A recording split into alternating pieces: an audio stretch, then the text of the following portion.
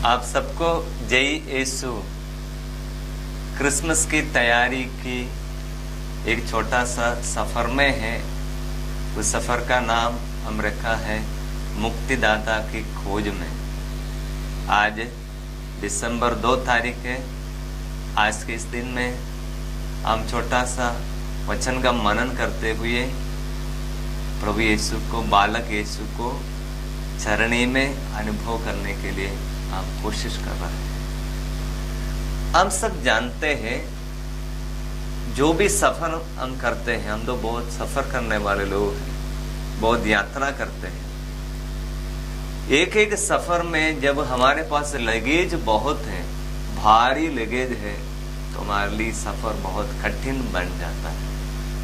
आगे बढ़ना मुश्किल, बहुत भारी है। तो इसी प्रकार हमारे आध्यात्मिक जीवन के सफर में भी ऐसे कुछ हमारे जीवन को बहुत भारी बना देता है। आत्मिक जीवन में आगे बढ़ नहीं पाता है, प्रभु यीशु का अपने जीवन में अनुभव कर नहीं पाता है। इसलिए आज एक छोटा सा वचन द्वारा ये कैसे इस सफर को आसान बनाने के लिए हम कोशिश करेंगे। हम देखते हैं संत मत्ती अध्याय 19 में एक नवयुवक यीशु के पास आया। वो धनी था। उन्होंने अगर पूछा, गुरुवर आनंद जीवन प्राप्त करने के नाम में मुझे क्या करना चाहिए? यीशु ने बोला, भले के विषय मुझे क्यों पूछते हो? एक ही तो भला है। यदि तुम जीवन में प्रवेश करना चाहते हो तो आज्ञाओं को पालन करो। तो उसने पूछा, प्रभु कौन सी आज्ञा है? यीशु ने उनको आज्ञाएं बताया, लेकिन पूरा नहीं बताया, सिर्फ 7 आज्ञाएं बताया, 4 से लेकर 10 तक की आज्ञा। तो नवयुवक ने उससे कहा, मैंने ये सब का पालन किया है, मुझ में किस बात की कमी है?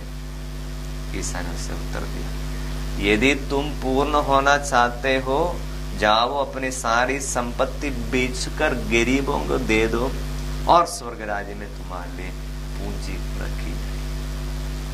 वचन बताता है, ये सुनकर वह नवयुवक बहुत उदास होकर चला गया, क्योंकि वो बहुत धनी था। आज सभी लोग अपने आत्मिक यात्रा में, सफर में बहुत भारी लगता है। कारण क्या है? हमारे पास बहुत सारी संसारिक चीज है। ये भाई भी प्रभु को पाना चाहता था, स्वर्ग राज्य में अनंत जीवन में कैसे प्रवेश करना है बोलकर आया, लेकिन ये जब इसके पास बहुत धन था, इसलिए उसको छोड़ने की बात कहा, उसको बेचने की बात कहा, बहुत उदास हो गया। हाँ भाई और बहनों, माता पिताएं, मैं आपको नहीं बताऊंगा कि आप कुछ बेचने के लिए, क्योंकि हमारे पास क्या है बेचने के लिए।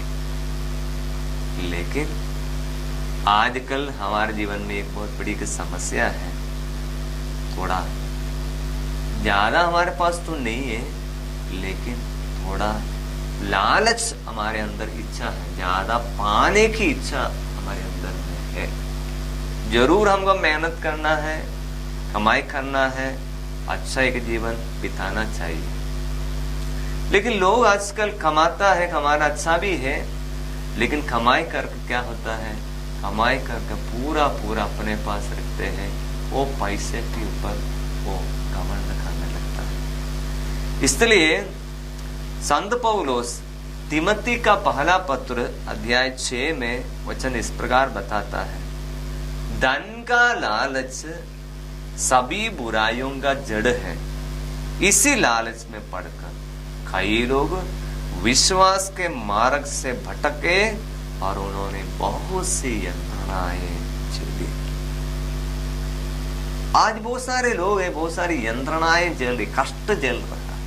उनकी एक कारण हो सकता है, हम कभी लालच न करना। अपनी मेहनत के कमाई कोई प्रॉब्लम नहीं, लेकिन मेहनत करने के बाद जो कमाई मिलता है, वो कमाई सिर्फ अपने लिए ही यूज करेगा, उसको उदारता से दूसरे लोगों को देने के लिए रेडी नहीं, वो पाप बन जाता है। इसलिए हम देखते हैं मखाबियों के ग्रंथ में, पुराने विधान में मलाकी का ग्रंथ में अध्याय 3 में प्रभु वचन 10 से लेकर वचन में इस प्रकार प्रभु ने कहा था।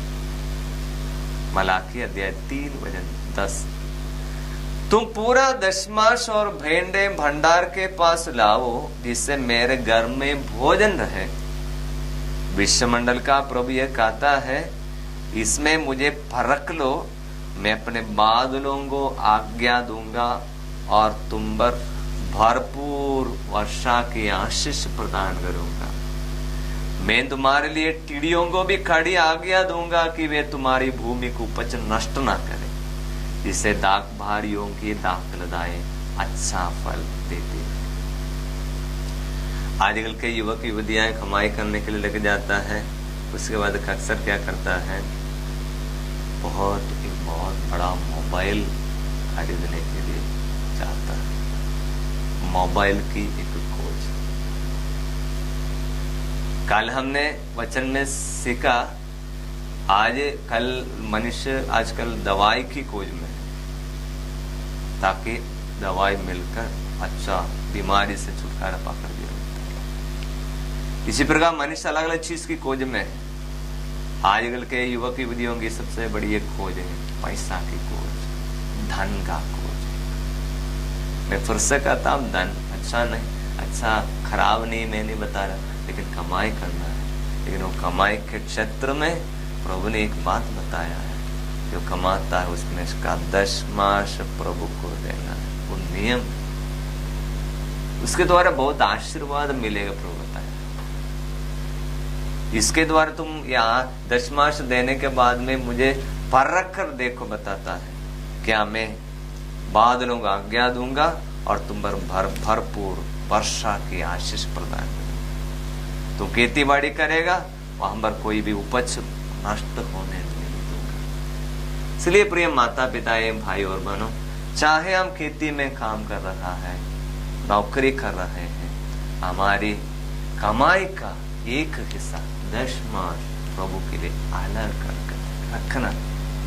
उसके बाद प्रभु बोलता है, बहुत कम जगह पर ऐसे प्रभु बोलता है, मेरी परीक्षा ले लो, आप मुझे चेक करो कि मैं ऐसा करने के बाद में क्या आपके जीवन में उन्नति नहीं आएगी। इसलिए जब वो मनुष्य कमाई करने के लिए लग जाता है, जब प्रभु को देने के लिए भूल जाता है, ये हमारे लिए बहुत बड़ा बोझ बन जाता है। हम मुक्तिदाता यीशु की खोज में है। हमारे जीवन में भी एक मुक्ति की जरूरत है। एक मुक्ति पाने वाला हमारे जीवन की एक बहुत महत्वपूर्ण एक बात है, इसे लालच से छुटकारा पाना। प्रभु का वचन इब्रानियों के पत्र में पढ़ता है, जो प्रभु आपको जो दिया उस पर आप संतुष्ट रहे, असंतुष्ट रहे। आध्यात्मिक जीवन में संतुष्टि बहुत बड़ी एक चीज है। संतुष्ट रहना, B content with what you have. आपको जो दिया उससे संतुष्ट रहना। मेहनत नहीं करना मैं नहीं बोल रहा, मेहनत करना है, लेकिन गलत रीति से हमें कमाई नहीं करना चाहिए। और उसी प्रकार सही से कमाई किया, लेकिन उसका एक हिस्सा प्रभु को देने के लिए भूल जाता है, पीछे हटता है। 100 रुपये कमाया, प्रभु पूरा 100 रुपये नहीं मांगा, 90 रुपये आपका है। लेकिन कभी भी भूलना नहीं, प्रभु ने मुझे आशीर्वाद दिया काम करने के लिए, प्रभु ने मुझे अच्छा स्वास्थ्य दिया, प्रभु ने मुझे नौकरी दिया, और ये सब प्रभु का है। प्रभु को महत्व देना है, इसीलिए उसका एक हिस्सा प्रभु के लिए समर्पित करना। मैंने सुना है इसी प्रकार बहुत सारे लोगों ने जो इससे फैसला जीवन में लिया है, हमारी कमाई के एक हिस्सा जो प्रभु को देने के लिए अलग रखता है, उनके जीवन में कितना कमाई के क्षेत्र में, आर्थिक जीवन में आशीष पाए। हमारे गाँव बस्ती में, परिवार में जो प्रभु को देने का है, शायद वह और उससे भी ज्यादा हम नशा पीकर वेस्ट करता है। इसलिए प्रिय माता पिता है और भाई और बहनों, हमारी इस तीर्थ यात्रा में हम यीशु को मिलने के लिए बदलने की और एक सफर कर रहा है। यीशु को हमको मिलना है, यीशु को अपने जीवन का सजीवन साथी बनाना है। ईश्वर के आशीर्वाद अब हमारे जीवन में हमें मिले, इसलिए कुछ त्यागने के लिए हासिल।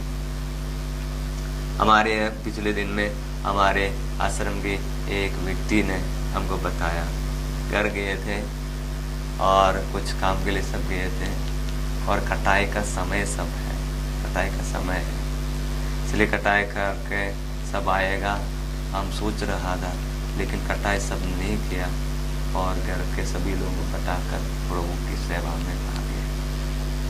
तो हमने सोचा आप कटाई करके आएगा, तो उन्होंने हमको बताया नहीं, हम घर को बोल दिया आप लोग कर लेना, मेरा घर आश्रम है, आश्रम है, आश्रम की सेवा करना, प्रभु की सेवा करना, इसलिए घर के कुछ काम को भी छोड़कर प्रभु की सेवा में, उसमें एक त्याग, उसके द्वारा उसके बारे में मनन किया, मैं सोचा इसके द्वारा क्या है, तो बहुत जरूर परिवार में पापा के लिए दुख होगा, खेती बाड़ी है, जब दूसरे लोगों को बोझ पड़ेगा।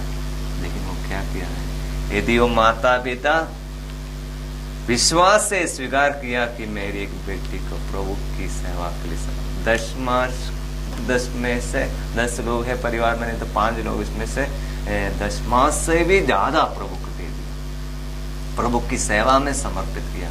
तो इससे आप परख कर लेको में आप लोग ऐसे लोग जो प्रभु की सेवा में अपने बेटी को बेटा को प्रभु की सेवा में दिया है, आप परख कर देखिए वचन आपके जीवन में पूरा हो जाएगा। क्या कि प्रभु स्वर्ग खोलकर आपको और आपको परिवार को आशीष देंगे। बहुत सारे युवक युवतियां प्रभु की सेवा में आश्रम में किया है, उनके जीवन में जो प्रभु की आशीष पाया है, लोग सभी लोग साक्षी देंगे। ये वचन पूरा होना अनिवार्य है। इसलिए प्रिय माता पिता है, हम भी ये तीर्थ यात्रा में प्रभु यीशु को अपने जीवन में अनुभव करने के लिए हम मुक्ति दादा की खोज में है। हमें मुक्ति की जरूरत है। हमें मुक्ति तब मिलेगा जब हमारे जीवन में ये मुक्ति इस जगह पर जरूरत है। हमारी लालच पैसा कमाने का, कमाई के उसके बाद में प्रभु को देना भूल जाता है। बाकी सबके लिए मोबाइल खरीदने के लिए हमारे पास पैसा है, अच्छा हम वहां पर भी जाकर खोज करेगा, बड़ा मोबाइल, महंगा वाला मोबाइल, अच्छा कपड़ा, फैशन वाला कपड़ा, ये सब में वहां पर बहुत बड़ा खोज करेगा।